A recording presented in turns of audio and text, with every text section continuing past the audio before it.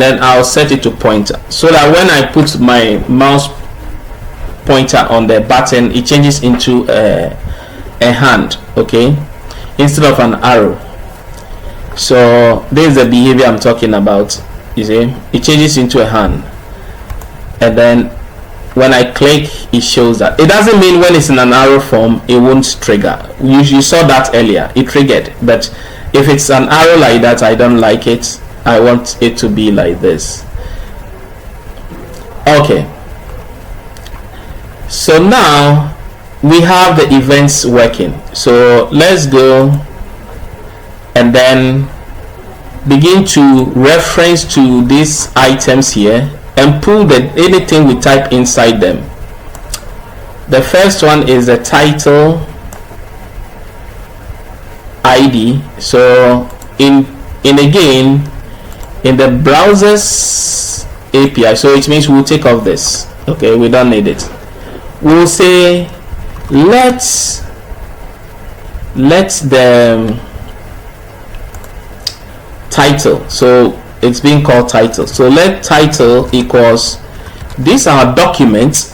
When I talk about document, it means it's referencing to the entire DOM, the document of this particular file, index.html. okay, so I'll say this, the document then gets an element on this document, okay, by the ID of that element. So look at the way it's spelled. It's spelled in a camel case form. It starts with a small g, then the element is starting with a capital letter E, the by capital letter B, and then ID capital letter I. And then in the parentheses, I will tell it the name I use, or the word I use for the ID. And when you look at the HTML document, the ID was given a word of title, so that is the title I'm typing in here. So I'm saying I'm creating a variable in JavaScript, because the JavaScript and the HTML DOM, okay, they are two separate worlds, they are two separate things. So in order to make these two talk to each other, first of all we have to create a link. Okay, that is what we did at the down there. We created a script link, and then secondly, you also need to reference to the individual elements to be able to target them in JavaScript.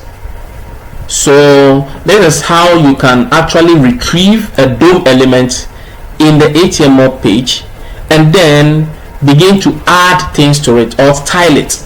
That is how we do it. So now, as we have done this, it means that we are able to retrieve things from this particular element. Now let me console log this title for you, right? I'll console log title for you, and then let me also do this. We'll go back to the browser here, okay, and then type something here called, let me put an animal here, lion. Okay, it's in the title section. Then I'll click on send. Now when I click on send, let me inspect my page.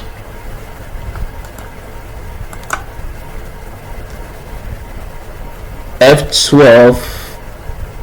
Oh, I have that. I think I minimize or close it. So let me press F12 again to bring the console up, and then now look at this. You see in the console, because I'm console logging, you can see the input. You see the input is having an ID, type of this, type of that. So in the JavaScript, it is able to now retrieve that element. Because if I had not done that, if I had not done this here, I wouldn't have been able to retrieve the details of that particular element.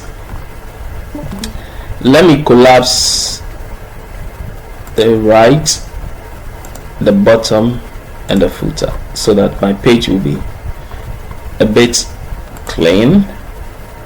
Okay, So you see, I wouldn't have been able to retrieve this particular element, but because I use the document.getElement by its ID, I'm now able to retrieve that element from the HTML page, and I can now be able to even access the properties of it. You can see now when I expand it, it has so many properties you can view. Let me make this big a bit. You see, these are properties, functions, and so on that it has. But then we needed something here which is a value. Let's look for value.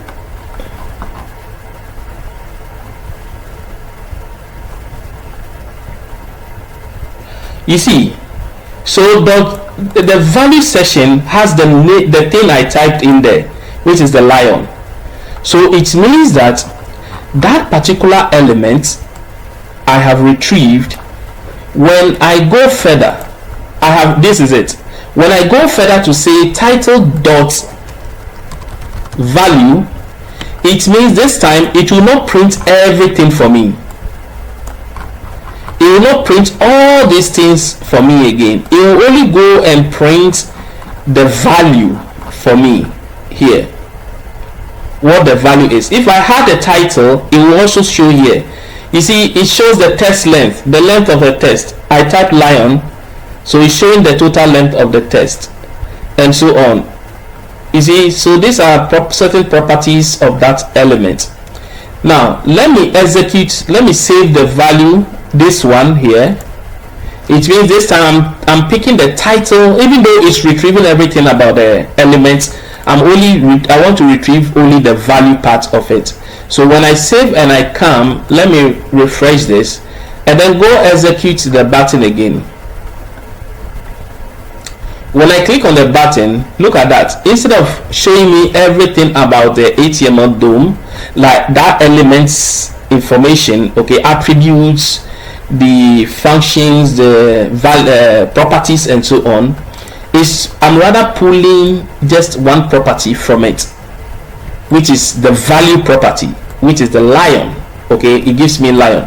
So let's say I type in dog. When I type in dog and I hit send, look at that, it gives me dog. When I type in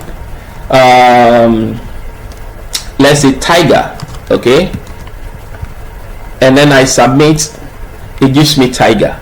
So anything you put into that field, it's able to give you the result. Now, so it means we have done the part where we can be able to retrieve something from the text element, the title section. Then when you look at this part, the price is a number field. So let us also go in here and look at it. The ID is also price, right? So we'll go down to that part, say let's price equals what? You guess right, document.getElement by its ID of what? The price. So again, so now we know what this one will produce, right? We know what this one will produce. Now let's do this particular part where we have console.log again, and then we want to log for price, right? We want to log for price. So now let's put some price here, like 100.50. that is the value we are a number we are putting in. When we submit this, look at that also, it brought the element out, and then we'll drill down and look for its value and see if the value gives us that, right? So yes, so the value part gave us the result we wanted. So it means when we target the value, we'll be able to get, and it's of type of number, you can see it here, right? So that is it. So let's go in here and also pick no. So now we know this gives us that, and then we go into the description. So it's called desk, right? We do the same thing here and say let's description equals document. It doesn't mean the name must be the same as this. I can say description in full word, but then document dot get elements by its ID must match the name that you used at the other side, right? This one, the word you use for the ID. So you do this, and then let's save, console log that also, because that is a test area element. So sometimes the behavior of certain elements are slightly different, especially the select ones.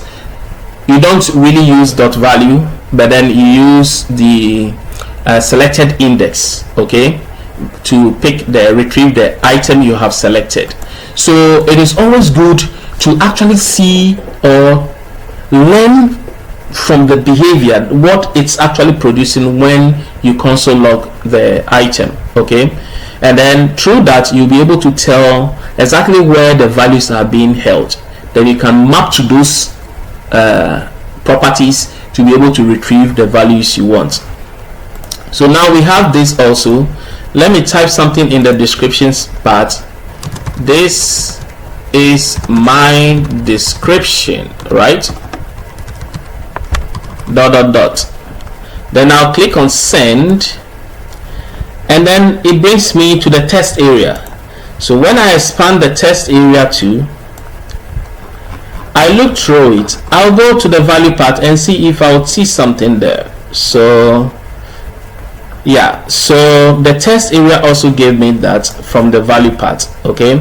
So I can just grab that from the value part and then put it in there. There are times that we'll also be pulling certain things from these areas as well. Like in JavaScript, we'll be setting the inner HTML or inner text and so on. Some of these properties will be using them. And you can even see the placeholder we used.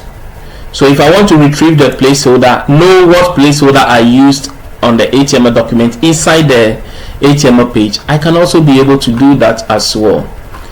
So let's go in there.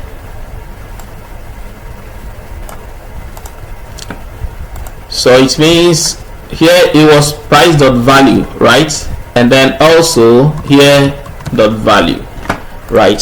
So it means when I click on the button again, I should see only this is my description there. So we have been able to retrieve this information. Now, how do we persist? How do we store this information in our database, right? We just talked about how we can use our local storage to actually feed some information, store some small information in our browser's storage. So now that we have our own dynamic data, how can we actually put this dynamic data into our local storage? So let's go back in here, and then this is what we'll do. We'll create an object, okay? So let's first create const equals const, and then we say item, okay, item equals this object. So creating an object, you use the parentheses, curly brace, right, to do that. Arrays, you use square brackets. Now then we'll say title. We'll say the title would be same, okay? So objects, this is how you create them. Title will be the title we are pulling from here dot its value, okay? Now in objects, if the type, because we are using dot value, yeah, so let's maintain that, and then comma, we also have price, okay, and the price is going to be the price dot value. Again, these are just keys, the keys you are using in your objects. So you can use any name to